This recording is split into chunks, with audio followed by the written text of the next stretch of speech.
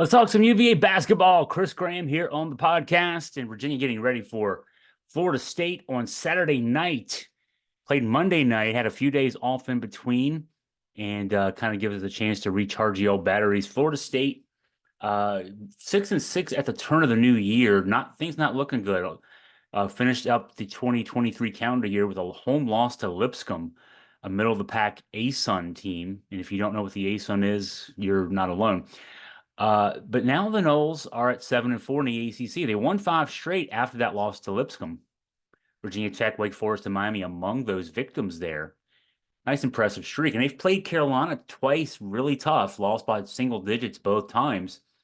So two of the four losses there. But overall, three of their last five have been losses. The nadir being that inexplicable 101-92 loss to Louisville on February 3rd, last Saturday. 101 points for Louisville. Louisville in the two games total against Virginia, 105 points, just for context there. The things got turned around a little bit, 63-62 win at Boston College. You get a win in the ACC on the road anytime, doesn't matter who it is. And Boston College actually that's a quad 2 win when we're thinking about those kind of things. That might get things back on track for Florida State. Looking at the rotation, this is a Leonard Hamilton team. He plays a lot of guys. He'll play as many as 12 guys depending on the matchup. Probably go with 9 or 10 in this one. But he'll throw them at you in waves. That's what he does. He recruits lots of really good ballers, and he throws them out there. The only one that averages over 30 minutes a game this year, and there are years he doesn't have a guy average 30 minutes a game. It's 6'5" senior Darren Green, 12 points a game, 39.1% from three. You got to watch out for him. He's one of three double-digit scorers for this team. The point guard is a 6'7" guy, a VCU transfer, Jameer Watkins, 13.7 points a game, 5.8 rebounds a game, 2.8 assists a game, 42% field goal, 31% three field goal. Gets to the foul line a lot, 5.4 free throw attempts a game, shoots 78.2% from the line. So, yeah, that's a guy to watch out for. Georgetown transfers the other guard, Primo Spears, 11.4 points a game. Shooting numbers not so good, 36% from the field, 28.6% from three. 6'3" junior, he's the smallest guy in the lineup. Smallest guy, not just in the lineup, but the rotation. And he also he's a volume shooter, as I like to say. 10.7 field goal attempts per game leads the team. The other starter and regular in the backcourt is 6'7" junior Jalen Worley, 7.3 points a game. He gets 22.9 minutes a game as the starter at the three spot. I'm not sure how Hamilton looks at his 1, 2, 3, 4, 5, but Virginia looks at the three as another guard spot. 6'7" guy Worley will give you some minutes there. Now in the front court, lots of big guys. This is where the waves come in. The starter is a guy, at least the starter of late, has been a guy named Deontay Green. 5.7 points a game, 51.2% field goal, but he only plays 14.8 minutes per game. He gets the starts. He's 6'9", but then there's a bevy of guys behind him. At the center spot, there's a couple of 6'11" guys, both sophomores. Cam Corrin, 8.5 points a game, 64.3% field goal, most of the stuff right around the rim, 17.9 minutes per game. And Baba Miller, the other 6'11" sophomore, 7.5 points, 5.0 rebounds, 24.1 minutes per game. So a couple guys there split a lot of time at the 4 and 5 spots, obviously, when you add their numbers up with Deontay Green. The two other bigs get limited but regular minutes.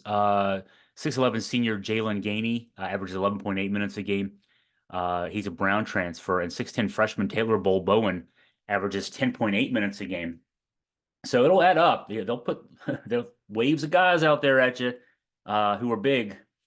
How Virginia plays this one, it's all hands on deck in the front court. This could be a challenge for Virginia. Even with Jordan Minor emerging as he has, he's started 8 games now. Virginia 7-1 in those 8 starts, 8.3 points a game, 5.1 rebounds a game, in 23.1 minutes a game as a starter at center. And then Blake Buchanan having emerged as a really good option as the backup center, the freshman, averaging 3.7 points, 3.2 rebounds, 14.6 minutes per game. We know what he can do. He had 18 points early in the season against Florida, against a really big front line. The other two bigs are big guys, tall guys, but they're both reed thin, as we know. Ryan Dunn, the 6'8" sophomore, 9.4 points, 7.3 rebounds, 2.2 blocks per game. And then Jake Groves, the shooting wizard, 50.0% from three-point range this season, 8 points a game. and of late double digits in his last three. They'll have some issues defensively, but they'll cause some issues on the other end for Florida State keeping up with them. Reese Beekman figures to get Watkins at the point, the 6'7" VCU transfer.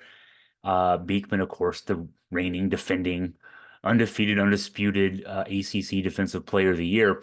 And I'll give the advantage here to Beekman in a rare situation for him where he'll gives up 4 inches. He's going to get up under Watkins, and I would think he'll give him some trouble as a result of that. Virginia will need some scoring output from Isaac McNeely, who of late he's been 2 of 8 combined from three his last 2 games, but he's discovered something he didn't have, a mid-range jumper, 8 of 16 from the field in the last 2 games on mid-range jumpers, kind of coming off those curls, pulling up from 12 to 15 to 16, 17 feet. 8 of 16 on those. That, of course, when coming off those curls, it makes the bigs who set the screens there near the lane a lot more effective off those the pocket passes off the dump down. So you pick your poison there. Do you pick a guy who's shooting 50% on mid ranges, or do you jump out on him and leave a guy open, maybe running to the basket for a layup or dunk? Tough choice. The 1 weak spot in this team, and it's not to cast any aspersions on Andrew Rohde. We've been writing a lot about Andrew Rohde last few weeks, a lot of reader input as well. But that is the weak spot, whether it's Rohde or Tane Murray or even Dante Harris. The other 4 spots for Virginia, you got 2 NBA first-round picks in Reese Beekman and Ryan Dunn. You've got a center and backup center who are giving you good minutes in Jordan Minor and Blake Buchanan. You've got Jake Groves giving you a lot of good minutes at the 3 and 4 spots. Of course, then Beekman and McNeely. It's that one spot there, that 3 guard that has been Virginia's problem this year. Rohde of late in his last 5 games, averaging 2.4 points and 2.0 assists in 17.6 minutes per game. And I point that out because Tane Murray in the last 5 games has been averaging 16.8 minutes per game. So even though Rohde gets the starts, Murray's getting a lot of time at that second off-guard spot. And he's been a little more productive, 4.2 points, so 4.2 versus 2.4, and actually 2.2 assists versus 2.0 assists. And then Murray, of course, shoots so much better. He's a 50% shooter in his last 5 games and 51.1% on the season. The other option in that off guard position, and a guy who will see minutes, is Dante Harris. He's been back for a few games now. In fact, he's been back for all 7 games of the winning streak. His minutes early in the winning streak, he got 16.0 minutes per game in the first 3. He's been down to 10.5 in the last 4. He's still hobbling a bit from, not 100% at least, from that high ankle sprain he suffered around Thanksgiving, and he missed 10 games as a result. And so that's the challenge there. We'd love to see some more minutes, more good minutes out of all 3 of those guys, but no one has really stepped up to say that's my job, that's my position. And that's going to be the limitation for this Virginia team until one of those 3 guys, or 2 of those 3 guys, or all 3 of those 3 guys can say that they're playing well and consistently. This Virginia team's ceiling's going to be a little lower as a result of that. So let's see, what else can we get into here? UVA basketball notebook, kind of wrapping up things from that Miami win. Groves taking advantage of his time on the bench, and it's interesting, my colleague Scott German was communicating with a friend of his, former longtime ACC assistant. We'll leave his name out, but someone that Scott's known for quite a while, and was at a couple of Virginia's games recently. And his point after watching Jake Groves was maybe Groves is better off the bench. This is something he said to Scott over the weekend after the win at Clemson, that perhaps, again, Groves is a kind of guy who likes to, it felt like to him that he likes to kind of watch the flow of the game, kind of figure out his spots, and then takes advantage when he gets in the game. And there are guys who are really good at that. Think back to Vinnie Johnson, the microwave, who played for the Detroit Pistons back on those bad boys teams that won a couple of championships, late 80s. There are guys who are just better suited to being 6th man kind of guys. It's interesting that Groves explained his thinking after the win over Miami the other night. He said he likes watching the flow of the game. kind of getting my mind right before I get in there, just seeing what the pace looks like, how they're guarding us. And then when I go in, it's just all between the lines. And so, observation given to us, and then Groves confirming that observation. He's just more comfortable in that position. And he's giving Virginia a lot of good minutes in the 3 and 4 spots. Uh, the three in Virginia's offense is a guard. So, when you think if you watch Virginia games closely, there's two bigs, two, the power forward and center, as they've traditionally been called, are setting screens, constantly setting screens for the guards who are running off screens. Um, Groves is good at he's really good at a couple of things. He's good at setting those screens and then popping out to the 3-point line when the defense gets a little lax, maybe focuses too much on the guy who's getting the screen and coming off the screen. A lot of times you'll see guys roll to the basket off that. The big will roll to the basket. But Groves floats back out to the 3-point line. And then he's also good at running off the screens. And so he can play both roles and play them really well. He's got good footwork, great hand-eye coordination. Doesn't really need a lot for that shot. It's not a wind-up shot. It's not a jump shot. He's 6'9". He can see over the defense. So he just needs a little sliver of light, and he can be open. He's shooting 50% from three, 51.5% from the field overall. And love seeing him getting the minutes he's getting. Improve a little bit more on defense, and he'll continue to be really good for this Virginia team. We wrote in the notebook about Blake Buchanan and how he's he had that 18-point game in the win over Florida. You're thinking, man, this kid 4-star. We've been hearing about him for a couple of years as a recruit. And his second game as a Cavalier, he's got 18.7 rebounds against a team with a lot of big guys in the post. And then since his numbers have dropped off, he's not had a double-digit game since. His playing time has gone up and down. Started a couple of games, come off the bench, gotten some single-digit minute games. But since Jordan Minor has emerged as a starting center, Blake Buchanan has settled in really nicely as the backup. It's kind of, the pressure's off of him to not have to produce at a high level as he's still kind of growing into himself as a basketball player. He's still got to get stronger. That'll happen in the offseason. But the other night he had 6 points on 307 shooting. He was a really effective finisher on some nice pocket passes from the point guards and from the guards. He also had 2 rebounds and 2 blocks. Not the kind of numbers in 22 minutes that would necessarily blow you away, but the one number that would is plus minus. And plus minus is basically that's the score of the game when you're in the game. Virginia outscored Miami by 25 points when he was in the game. At plus minus of 25, really an indication of his overall contribution to the team. And he talked after the game about how his teammates told him, "Hey, just fight through it. It's going to happen. You're a freshman. You're still getting used to the speed of the game, the strength of the game, and the game will come to you. Just keep working at it." And he talked about how after the game against Miami, he talked about how he made it a point to just go in the gym more, work on his game and on his own. I will point out that at least at home games, when I'm covering Virginia home games, I hang out in the media row out in the arena to write my post game right away.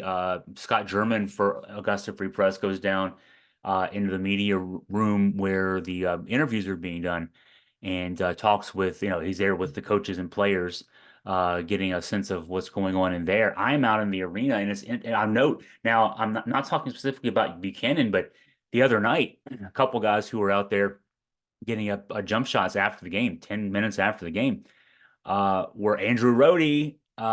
Credit to him for working hard. He went out there, he was throwing shots up, had a rebounder with him, and also Leon Bond. Love seeing that. A couple guys who didn't get a lot of minutes in the game with Miami, and they were out there working hard after the game. So that's how you get better. You work on your shot, you work on just your conditioning, everything else, and that's what helps you get better. As far as chemistry goes, things feel like they're getting there. I talked about this earlier. Things are solidified except for that one spot, the Rohde spot, and it's not. That's the spot he starts in. I should call it the Rohde Murray Harris spot.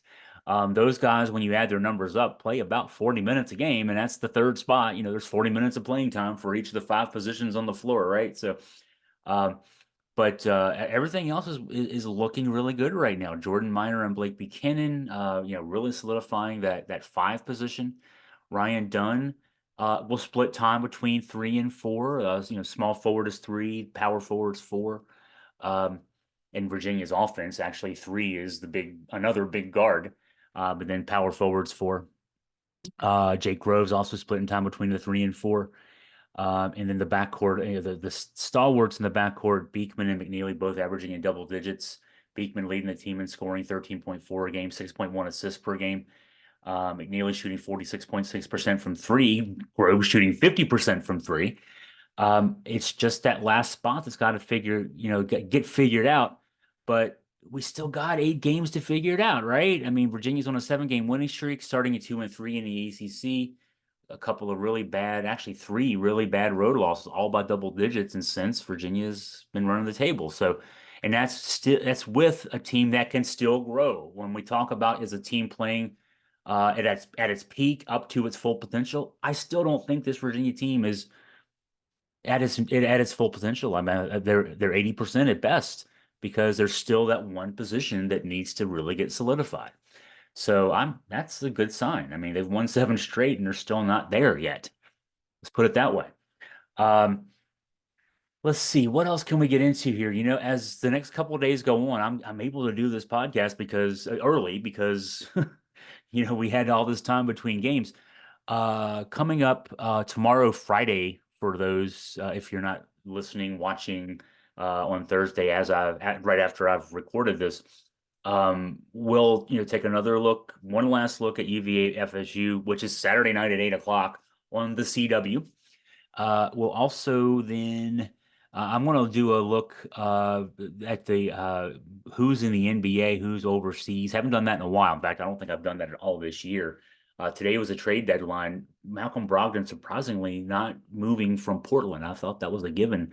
And Joe Harris released by the Detroit Pistons. That's got to be the best thing that can happen to him, if assuming he can clear waivers and get out there and figure out where he wants to play, find a playoff contender he can go out and sharpshoot for. We'll look at some of the transfers from last year too. Caden Shedrick, Isaac Trout, Francisco Cafaro come to mind. Look at some of the guys. Kihei Clark was doing well in the G League, got hurt a couple weeks ago. Let's see, Jaden Gardner. Want to try to figure out where Armaan Franklin is. He had some good numbers in the G League, but hasn't played in a while. But we'll track all that down tomorrow, kind of catch up with, some of the recent Virginia guys and how they're doing wherever they are in college, NBA, G League, Europe, and far-flung places across the world.